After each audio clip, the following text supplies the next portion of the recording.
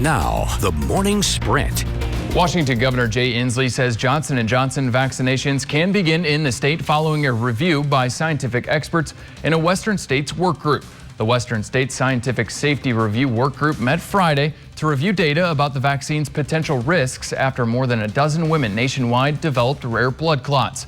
The FDA and CDC called for the 11-day pause on the J&J vaccine to be lifted after federal regulators reviewed data on blood clots.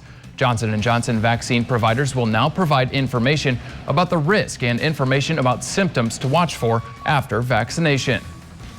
Officials say over 68,000 shots have been administered at the Benton County Fairgrounds since it opened on January 25th.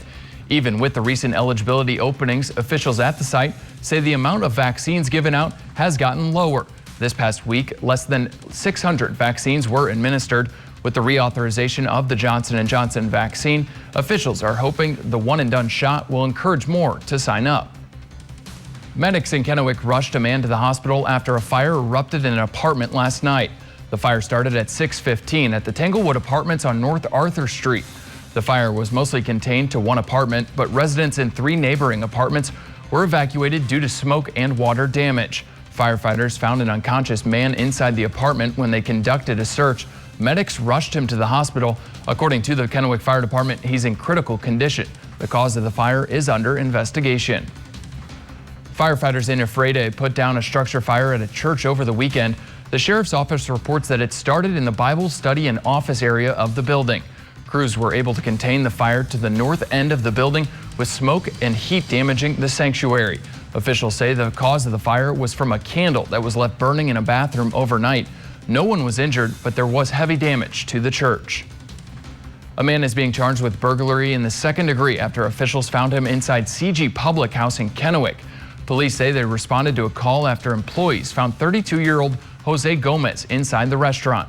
Officials say he broke a window to get inside, but it's still unclear what his motive was. Police say Gomez initially refused to leave, but agreed when K-9 Ivan arrived. Gomez is currently booked into the Benton County Jail.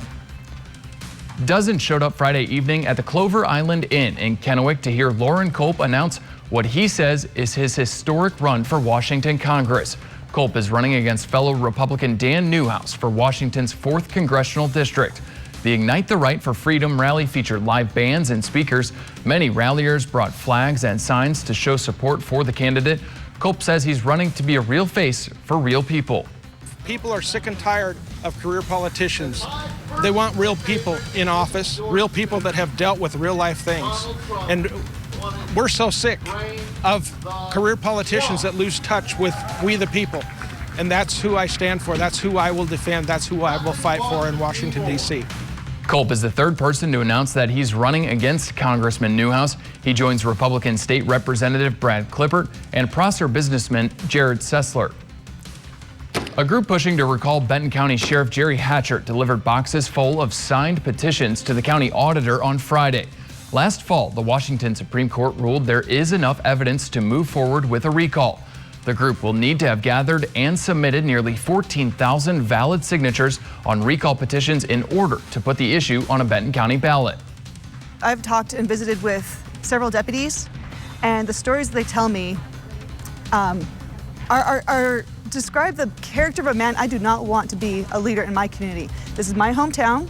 I have high expectations of our elected officials here. The county auditor will now go through the signatures and determine whether they reach the threshold to trigger a special election for the recall and make sure they're all legitimate. That process is expected to take more than a week. And this brings us to the results of our poll question of the day. Earlier, we asked you, do you support the effort to recall Benton County Sheriff Jerry Hatcher? 78% of you said yes, 22% of you said no. Thanks for weighing in. And at 6:55, it's a beautiful start to our Monday. Live look right now from the Legend Skycam Network in downtown Yakima. So we're going to see a lot of the sun out there today. We could have a few afternoon clouds drifting in here, but overall shouldn't stop these temperatures from warming up. So temperatures right now, 37 in the Tri-Cities, 36 in Dayton with 43, Walla Walla, 41 currently in Toppenish, and then right at that freezing mark for Yakima. So wind speeds right now not too bad, 5 to 10 miles per hour. We currently have a sustained wind in Walla Walla up to 10, and that 5-mile-per-hour wind for Yakima. So pretty clear and quiet on the radar and satellite, and we have some unsettled weather, especially around Seattle and Portland early this morning.